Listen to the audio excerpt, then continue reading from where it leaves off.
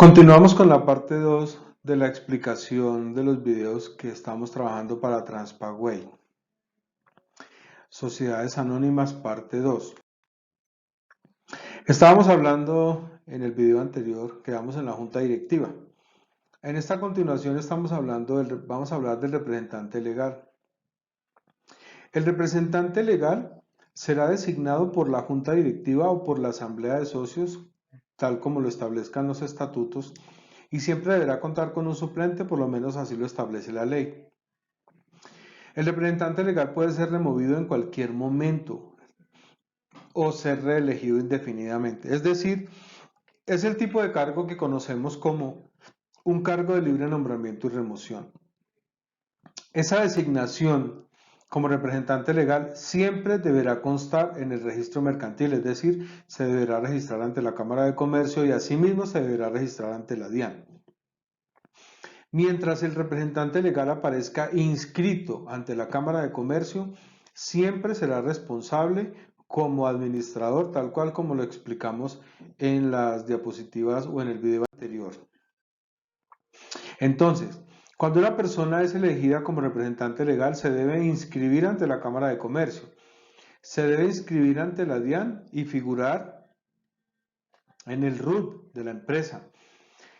Debe tramitar su firma electrónica para poder firmar las declaraciones tributarias y todas las obligaciones derivadas ante la DIAN.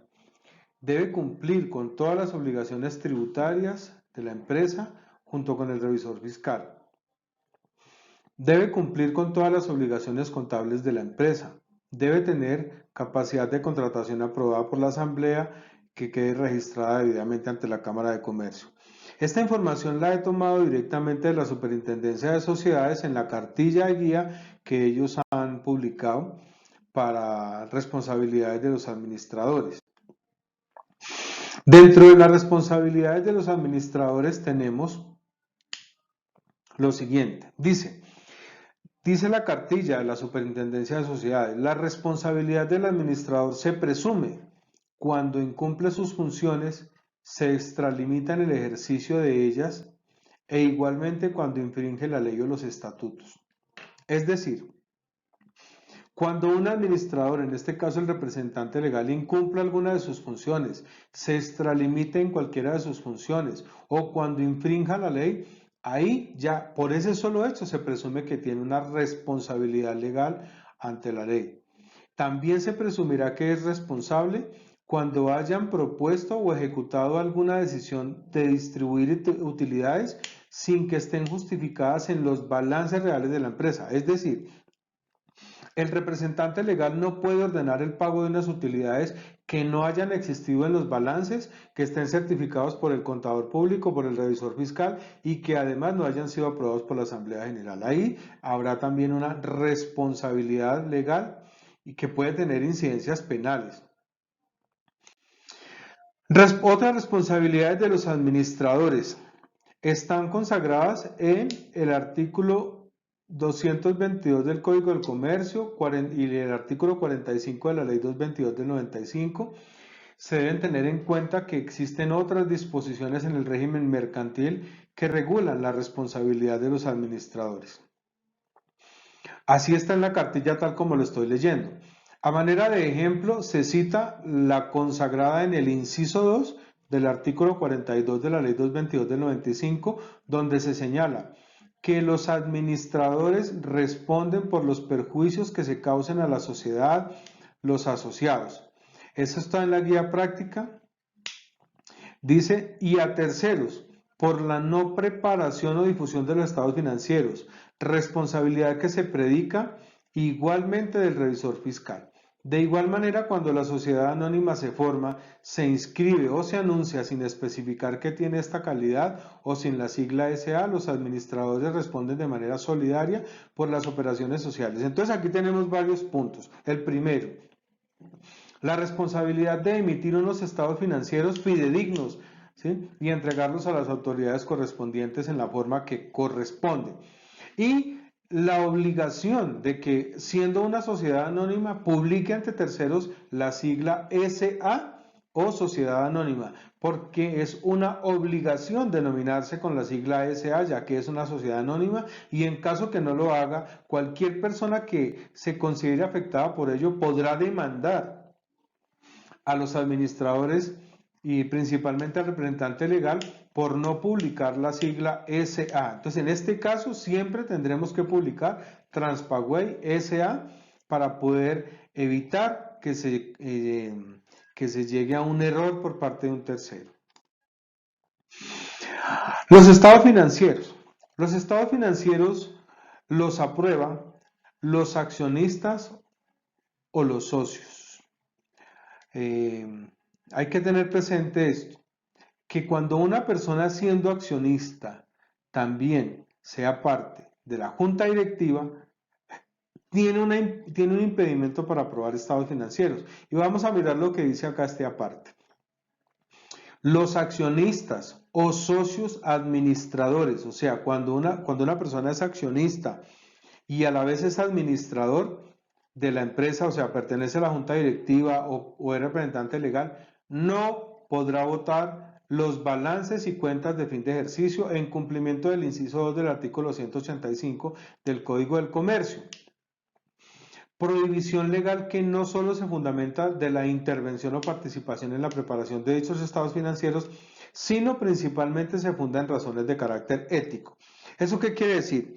Cuando una persona, siendo accionista de la empresa, es adicionalmente un miembro de un cuerpo directivo o es un administrador, no tiene la potestad de aprobar los estados financieros porque se supone que el administrador es el responsable de elaborar los estados financieros y si es administrador y a la vez accionista, pues como administrador va a elaborar junto con el contador los estados financieros y como accionista los va a aprobar. Eso genera un conflicto ahí en tema ético, por lo tanto, no es dable que un administrador, siendo a la vez accionista, tenga la potestad de aprobar los financieros.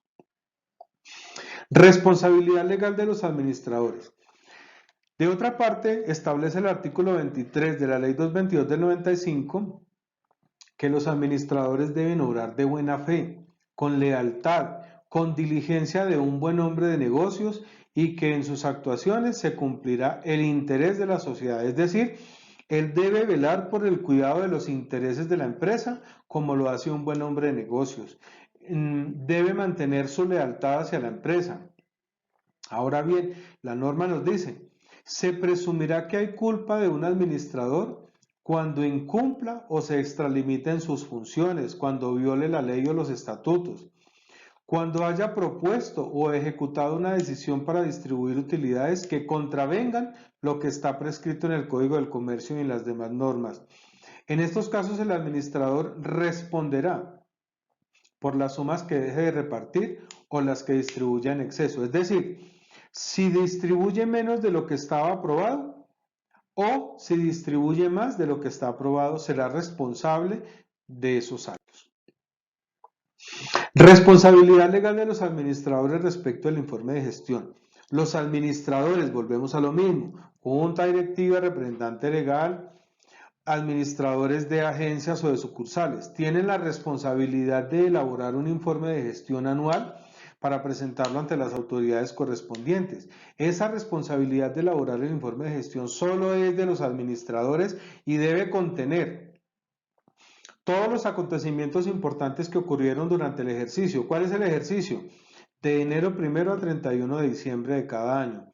Debe contener la evolución previsible de la sociedad. La Superintendencia de Sociedades exige que se le diga cuál es el futuro inmediato, de mediano, de corto y de largo plazo de la empresa respecto a lo que el administrador, con lo que conoce de sus actos, con lo que conoce del desempeño económico, financiero y social de la empresa, ¿qué puede predecir?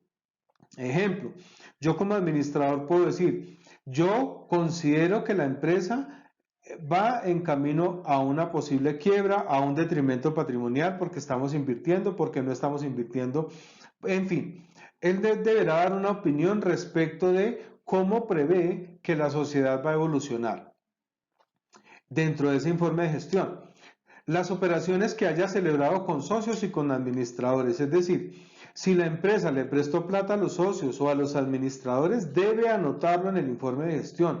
Cuánto, en qué condiciones y de qué forma le prestaron dinero o se hicieron negocios con accionistas o con administradores.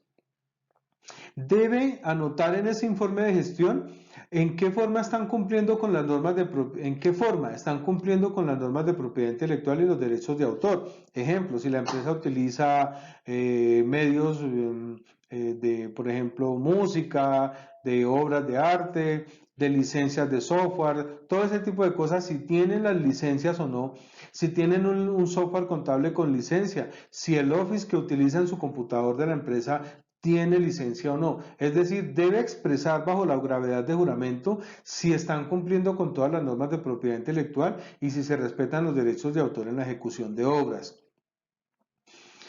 El informe debe ser aprobado por la mayoría de votos de quienes deban presentarlo y a él se adjuntarán las explicaciones o salvedades de quienes lo compartieren. Ejemplo, la Junta Directiva debe elaborar el informe de gestión y si uno de los miembros de la Junta Directiva quiere hacer una salvedad de algún tema, lo debe anotar allí. Ejemplo, yo, pero fulanito de tal, como representante o como miembro de la Junta Directiva, expongo o dejo constancia que no estoy de acuerdo con tal situación o que yo no estuve presente o que no conocí. Es decir, cualquier salvedad o nota debe quedar allí mismo dentro del informe, porque lo que usted no anote allí como salvedad no va a tener valor jurídico o probatorio al momento de enfrentar algún tipo de situación jurídica o legal de la empresa.